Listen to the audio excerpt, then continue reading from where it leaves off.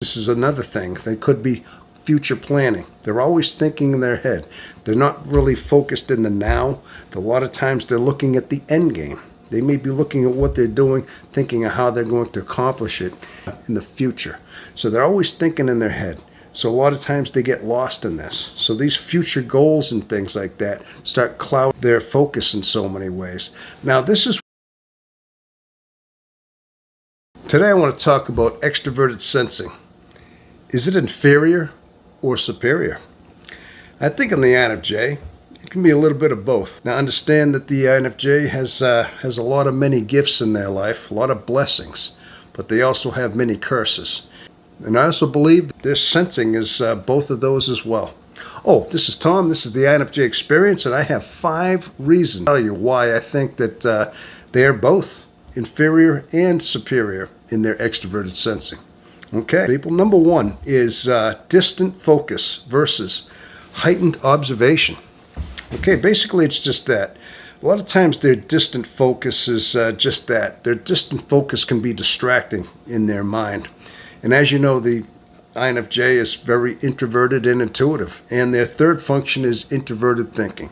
So they do a lot of thinking internally in their mind. So a lot of times they have a distant focus. Yeah, they got a lot of things in their mind. And they could be thinking about just about everything and anything. Now, a lot of times they could be thinking about the conversation they had a couple hours ago, days ago, weeks ago. They could be thinking about something that was going on in their childhood years ago. They might start laughing about things that went on that they thought were funny years ago too. So there's so many things that could be going on in the mind of the INFJ at that time. And they could be just trying to piece together what they're trying to do. They might be trying to stay focused. But a lot of times, because they're in their head, a lot of times in the moment, in their extroverted world at that moment, a lot of times they're distracted in so many ways because of that distant mind that's always thinking. Okay? Now this is versus their heightened observation. Now this is their superior part. I believe that INFJs have a certain heightened observation of things, which makes their extroverted sensing basically very superior in that way. It comes to life. Now let me explain. Because of the fact that so many times when they need to be, they can be very hyper observant of their surroundings around them. In other words, they can be they can see things very close. They can pick up on small cues and very subtle differences in things. Like let's say, for instance, they walk into a room one day, and maybe a day or two later, they might walk into the same room and see differences. They might see furniture's been changed just slightly. Maybe they see pictures that have been straightened out on the walls, and they'll see little slight cues that maybe others might have overlooked because they're very observant. But you got to understand something too, because of the fact that a lot of times when people are born without a certain sense, let's say somebody is born without their eyesight or without their hearing. Now, a lot of times their other senses become very, very acute to things like that. Yeah, their sense of smell, their sense of touch, their sense of taste become more prevalent because of that. And of course, depending on what they have, their sense of either their sight or their hearing become more acute as well. So that's similar to what the INFJ has as well. Because of the fact they're typically so inferior, when they need to gather information for their intuition in order to decipher, they're going to be very, very observant on what they are picking up on in order to compensate for their lack of their senses in other ways. Okay? All right. And number 2, they are lost in future goals versus enhanced outer sensory cues. Okay? All right, I'm going to start with their inferior. They are lost in future goals. Yeah, they're future planners, people. They're always thinking in their head. Now, this is accompanied also with their distant focus as well.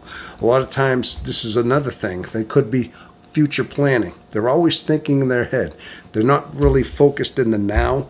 A lot of times, they're looking at the end game. They may be looking at what they're doing, thinking of how they're going to accomplish it in the future.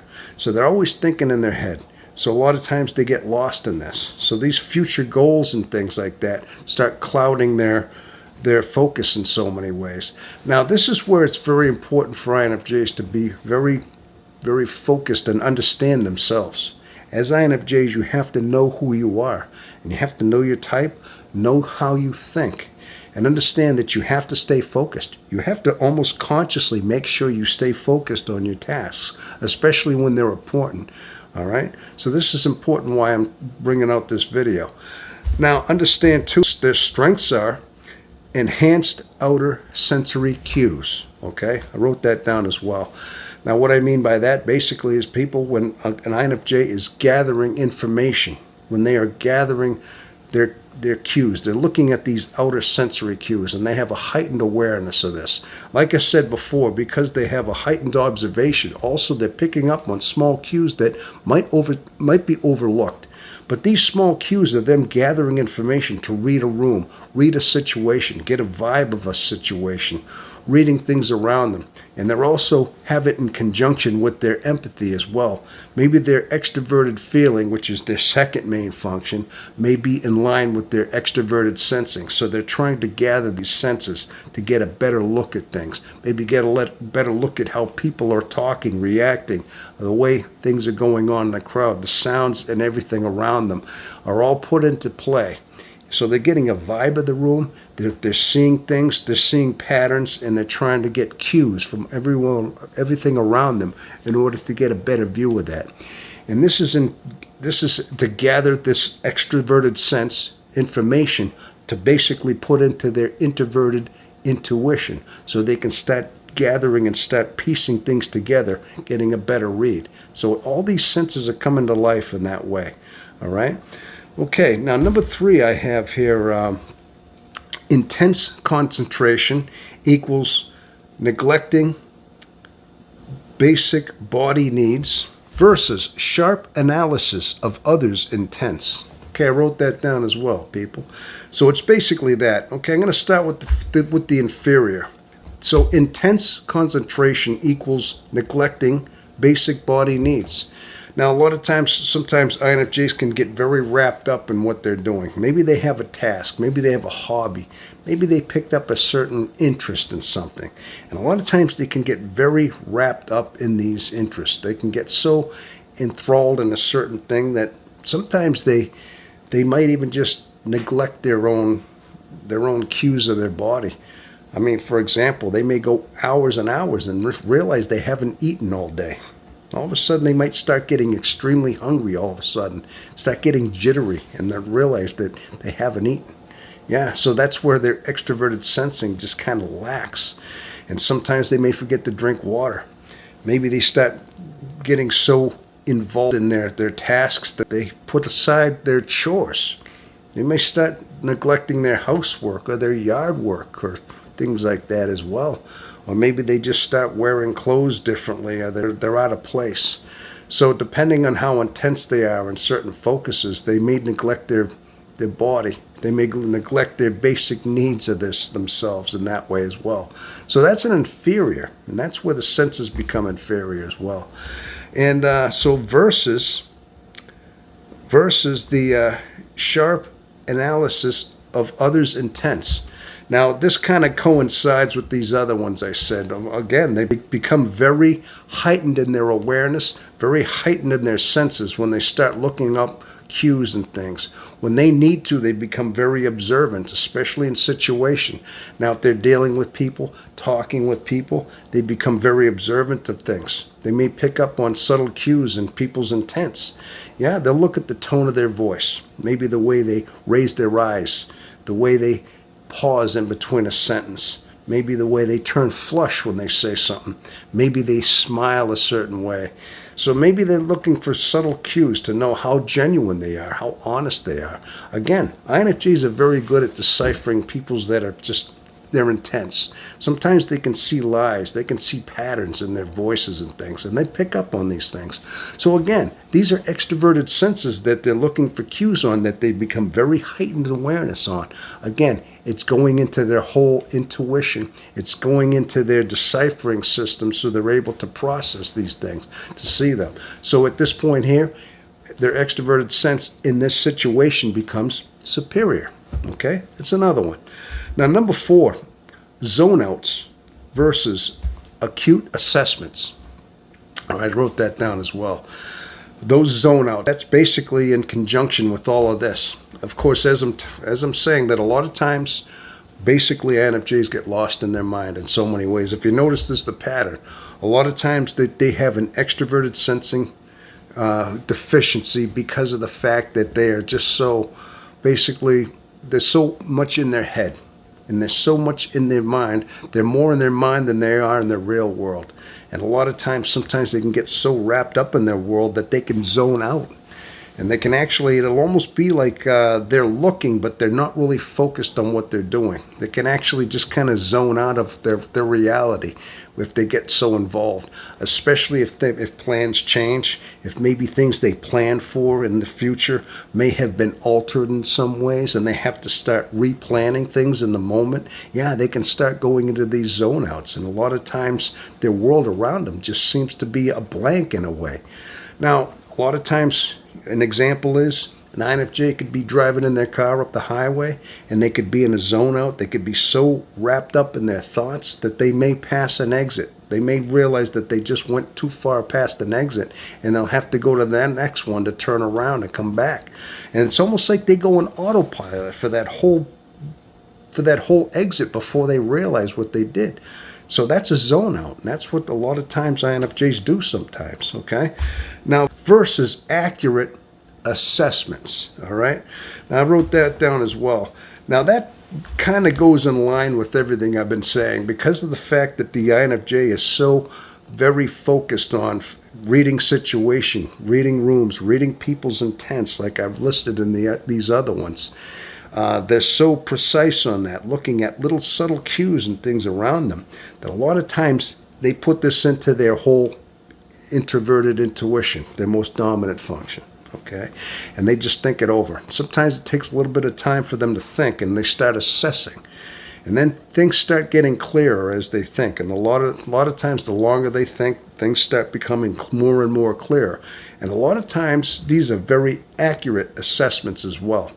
So because of all this heightened observant, extroverted sensing, which is gathering, it becomes very superior in that way, and it helps the INFJ. So that is the superior. Now, number 5, people, the sloth brain versus the labyrinth decoding mind. Yeah, you heard that right, people. Let's talk about that one. First of all, the sloth brain. That is inferior. And of course, as you know, it has a lot to do with the mind being so full of things. A lot of times, INFJs could be doing their tasks. They could be going to the grocery store. Maybe they're at their job and they're working and they get wrapped up in their mind. They get so wrapped up in their thoughts and their other processes that they're going into, and they get a little lost in that. And so all of a sudden, it might slow them down. Now, a lot of times as they're doing their job, now, they might be thinking of the future prospect of getting that job done. Let's say they know it's a half-hour job. They're already looking at the end job. They're already looking at it when they're done with the job. They might have already pieced together in their mind how this job's going to go. And they would already have projected, the steps they're going to take. But in that moment, they're actually having to do the job. They're having to go through the motions with their tools, with their tasks. Sometimes they've already thought ahead that they're done, that they're not focused on the now. And sometimes they might start, let's say, if little things happen, maybe they drop something, or maybe they misplace something, or then they don't really get it quite right, and they do it over again. They start slowing down. All of a sudden, they start slowing because things aren't going quite right. So then they have to rewrite things, and they're going out of plan. So it slows them, it bogs them, and then they have to rethink things. That's why it's very important, again, in order to take things step by step. It's a very conscious effort for INFJs to stay very rooted in what they're doing in their task. It's almost a it's a mental exercise. As INFJs, you have to be very aware of these drawbacks. You have to be very aware of these propensities that you have within yourself in order to know that you have to keep an eye on your tasks and make sure that you stay focused And it's a conscious effort that you got to take as an INFJ to do these, so you don't get the sloth brain. It does. It takes a lot of practice, people. And now versus the labyrinth decoding mind. Okay?